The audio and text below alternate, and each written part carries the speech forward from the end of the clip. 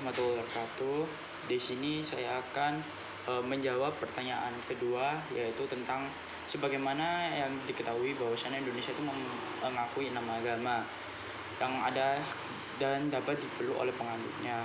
Jadi jelaskan bagaimana Indonesia itu mengatur keragaman agama yang ada di dalamnya, dan jelaskan bagaimana Anda dapat berkontribusi dalam mewujudkan harmoni di masyarakat tempat tinggal Anda.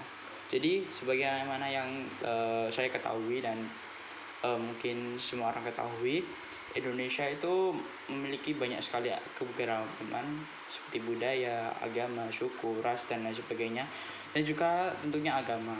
Indonesia itu mengakui secara resmi ada 6 agama, yaitu Islam, Kristen, Protestan, Kristen Katolik, Hindu, Buddha, dan yang terakhir itu diresmikan oleh Bapak Gus Dur, yaitu Konghucu.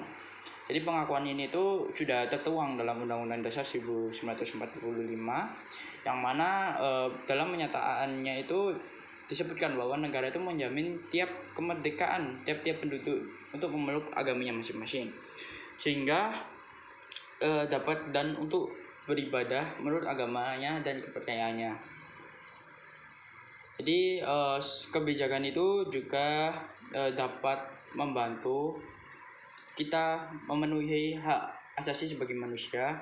Jadi tertuang juga dalam kebijakan Undang-Undang tentang HAM dan peraturan dari Kementerian Agama yang berfungsi untuk menjaga keharmonisan. Sekali lagi, menjaga keharmonisan antar umat beragama agar tidak jadinya sebuah konflik yang berkepanjangan. Di Indonesia tentunya keberagaman itu dapat membuat konflik, dan hal ini dapat menjadi perpecahan. Apalagi tentang agama yang begitu sangatnya sensitif di Indonesia. Nah, Indonesia itu memiliki lembaga-lembaga yang seperti FKUB, Forum Kerukunan Umat Beragama, yang untuk memfasilitasi dialog, menyelesaikan konflik, dan membangun kerjasama antara komunitas agama lain. Dan inilah mencerminkan bahwa negara itu sebagai negara itu siap untuk menjaga kerukunan di tengah dan toleransi di tengah masyarakat yang berbeda-beda. Nah, sebagian masyarakat juga itu menyadari bahwa tanggung jawab itu menciptakan harmoni antara umat beragama, sehingga tidak hanya tugas negara tetapi juga sebagai tanggung jawab sebagai warga negara kita, warga negara baik, yang mana juga tertuang di dalam Pancasila, yaitu sila pertama dan sila kedua itu adalah bentuk dari agama dan juga keharmonisan antar umatnya.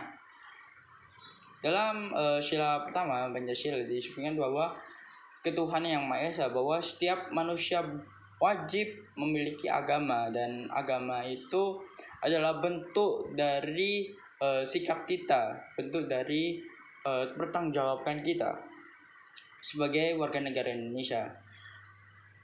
Yang sebagai mahasiswa informatika, saya juga itu memiliki peran strategis dalam menjaga harmoni. Jadi misalnya kita sebagai mahasiswa informatika kan berhubungan dengan teknologi, sehingga kita membuat suatu konten yang mana konten digital ini tuh dapat menyuarakan toleransi, dapat menjaga keharmonisan dan melawan penyebaran hoax, yang mana itu penyebaran hoax itu bisa jadi adalah suatu perpecahan, yang mana masyarakat dapat mudah percaya, masyarakat dapat